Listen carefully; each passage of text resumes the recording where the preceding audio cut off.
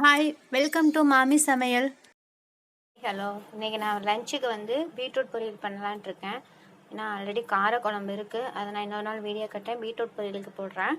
இது நல்லா முளைச்சிருக்கு, இருந்தாலும் டேஸ்ட் இருக்கும். இது நம்ம கெட்டு போச்சுன்னா நினைக்க வேணாம்.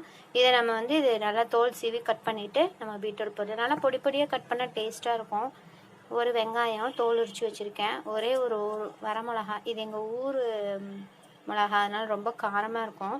அதனால் ஒன்று தான் போடுறேன். 2 கொத்து கருவேப்பிலை காஞ்சிருக்கு, இருந்தாலும் கருவேப்பிலை இல்லாமல் யாரும் சமைக்கிறது இல்லையா, அதனால கருவேப்பிலை வச்சுருக்கேன். இப்போ பீட்ரூட்டை நான் தோல் சீவி வச்சுருக்கேன். தோல் சீவி எல்லாமே 2 கட் பண்ணி வச்சுருக்கேன். இது நல்லா இதை நம்ம கீழே போகணுன்னு அவசியம் இல்லை. செடி யாராவது வளர்த்துற மாதிரி இருந்தால் செடிக்கெல்லாம் உரமாக போடலாம், நல்லா வளரும் செடியெலாம். இப்போ நம்ம இதை பொடி பொடியாக நறுக்கிடலாம். கட் பண்ணுற விதத்துலேயும் டேஸ்ட் இருக்கும் பீட்ரூட்டு. ஏன்னா இது பொடி பொடியாக கட் பண்ணி நம்ம பொரியல் பண்ணோம்னா குழந்தைங்க நல்லா விரும்பி சாப்பிடுவாங்க. இப்போ பொடி பொடியாக கட் பண்ணிடலாம். இப்போ பொடி பொடியாக நான் பீட்ரூட்டை நறுக்கிட்டேன். இங்கே பாருங்களேன், எவ்வளோ குட்டி குட்டியாக கட் பண்ணியிருக்கேன்னு. இது மாதிரி தான் குட்டி குட்டியாக கட் பண்ணி சாப்பிட்டா குழந்தைங்களுக்கும் ரொம்ப பிடிக்கும். இந்த கத்தியில் தான் பண்ணுவேன். என் கத்தி ரொம்ப அப்படியே பிளேடு மாதிரி இருக்கும். எல்லாம் கேட்பாங்க, நீ கத்தியில் கட் பண்ணுறியா இல்லை பிளேடில் கட் பண்ணுறியான்னு. அப்போ இதுதான் எனக்கு செட் ஆகும்னு சொல்லிட்டு இந்த கத்தி தான் நான் யூஸ் பண்ணுறேன். வெங்காயம் 1 தோல் உரிச்சு வச்சுருந்தா அதில் ஒரு வெங்காயம் கட் பண்ணியிருக்கேன் பாருங்கள். இதுவும் நல்லா பொடிசாக கட் பண்ணிட்டேன். எனக்கு இந்த அளவுக்கு தான் தெரியும். இன்னும் நீங்கள் பொடிசாக கட் பண்ணுறதுனா கட் பண்ணிக்கலாம். இதுக்கு மேலே என்னால் பொடிசாக கட் பண்ண முடியாது. இப்போ இதை நம்ம தாளிச்சிடலாம். இப்போ நான் கடாயில் கொஞ்சமாக எண்ணெய் ஊற்றிருக்கேன். எண்ணெய் ஏன் கருப்பாக இருக்குன்னு யோசிக்காதீங்க, இது அப்பளம் பொரிச்ச கடாயி. இதுக்கு நம்ம எண்ணெய் அதிகமாகவே பீட்ரூட்டுக்கு தேவையில்லைன்னா சும்மா ஒரு 1/4 ஸ்பூன் இருந்தால் போதும். நம்ம கடுகு போடலாம். எண்ணெய் காஞ்சிச்சு, நான் கடுகு போடுறேன். போட்டுட்டு நான் மூடி போட்டு மூடிடுவேன். இப்போது வெங்காயம் வரமிளகா எல்லாம் போட்டாச்சு. போட்டு இது ஒரு 2 நிமிஷம் வதங்கட்டும். நல்லா வதங்கணும். கொஞ்சம் மீடியம் ஃப்ளேமில் மட்டும் வச்சுக்கோங்க. நான் தோசை திருப்பி வச்சு அப்படி திருப்பேன். காலைல தோசை ஊற்றுனனால எதுக்கு சும்மா வேணாம் இதுன்னு கரண்டிலாம் செலவு இல்லையா, சும்மா கழுவிட்டு இருக்க முடியாது.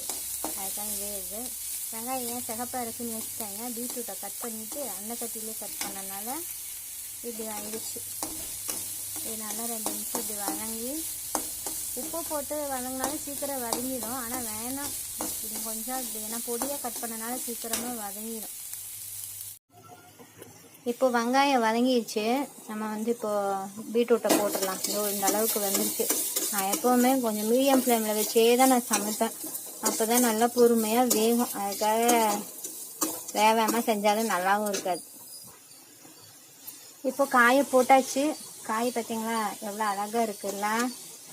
இந்த மாதிரி பொடி பொடியாக கட் பண்ணால் எங்கள் மாமியாருக்கு ரொம்ப பிடிக்குங்க. அதுக்காகவே நான் அவங்கள ஐஸ் சேர்க்கறதுக்காகவே நான் இந்த மாதிரி பொடி பொடியாக கட் பண்ணி அவங்கள காக்கா பிடிக்கிறதுக்காக நான் இந்த மாதிரி செய்வேன். சரி, இதில் நான் உப்பு போடலை. உப்பு போடாமல் தான் ஒரு கொஞ்ச நேரம் அதை நாங்கள் வேக விடுவேன். இதுக்கு ஏன் தெரியுமா எண்ணெய் கம்மியாக ஊற்றணும்.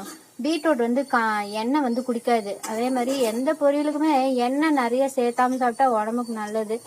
இந்த கொழுப்பு இதெல்லாம் வராமல் இருக்கும்ல, அதுக்காக தான். இப்போது தண்ணி ரொம்ப ஊற்ற வேணாம். சும்மா இப்படி தெளிச்சா அப்படி ஒரு ஸ்பூன் 1.5 ஸ்பூன் அவ்வளோதாங்க. இதுக்கு மேலெல்லாம் ஊற்றக்கூடாது, சரியா? நீங்கள் வாட்டி தண்ணி ஊற்றி கொலன்னு வேக வச்சு அதுக்கப்புறம் என்னங்க நீங்கள் சொன்ன பீட்ரூட் பொரியல் நல்லாவே இல்லை அப்படின்னு சொல்லி ஏன் மேலே தலையில் தூக்கி போட்டுறாதீங்க. இப்படி தான் பக்குவமாக பொறுமையாக செய்யணும். இப்போ கிளறிட்டு நல்லா மூடி வச்சிடலாம். 2 நிமிஷம் கழித்து அதுக்கப்புறம் நம்ம உப்பு போடணும். ஏன்னா சீக்கிரம் வெந்துடும் பீட்ரூட்டு. நான் மூடி வைக்கிறேன். நான் ஏன் திரும்ப தாளிக்கும் போது கூட மூடி வச்சிடறேன். அப்போ தான் சைட்லாம் டைல்ஸ்லாம் தெரிக்காமல் இருக்கும். அதுக்காக நான் இந்த மாதிரி அட்டை பின்னாடி வச்சுப்பேன். சும்மா நம்மளாம் டைல்ஸ் எல்லாம் கழுவிட்டு இருக்கக்கூடாது. இது ஒரு காலண்டர் அட்டை, 2 வச்சிட்டோம்னா கிச்சன் கொஞ்சம் நீட்டாக இருக்கும். இது ஏதாவது உங்களுக்கு டவுட்னா என்கிட்ட கமெண்ட்ஸில் கேளுங்க. என்னங்க பீட்ரூட் பொரியல் செய்யாதவங்க செய்கிறாங்களா அப்படின்லாம் கேட்காதீங்க. இதுலேயும் ஒரு சின்ன பக்குவம் இருக்குது. டவுட் இருந்தால் கேளுங்க, நான் சொல்கிறேன். ஒரு 2 நிமிஷம் வேகட்டும். அப்புறம் உப்பு போட்டுட்டு அப்புறம் ஒரு 1 நிமிஷம் வெந்ததுக்கப்புறம் நம்ம ஆஃப் பண்ணோம்னா சூப்பராக பீட்ரூட் பொரியல் இருக்கும். வெயிட் பண்ணலாம். இப்போ பீட்ரூட் ஓரளவுக்கு பாயில் ஆகிடுச்சுல. கொஞ்சமாக தான் உப்பு போடணும். உப்பெல்லாம் நிறையா போட்டுறாதீங்க, ஏன்னா உப்பு நிறையா போட்டால் காய் வேஸ்ட்டாக போய் நம்ம கீழே தான் போடணும்.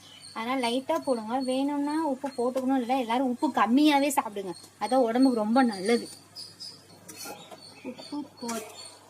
உப்பு போட்டு கொஞ்சம் தான் ஊற்றணும், இன்னமுமே தண்ணி இருக்குது.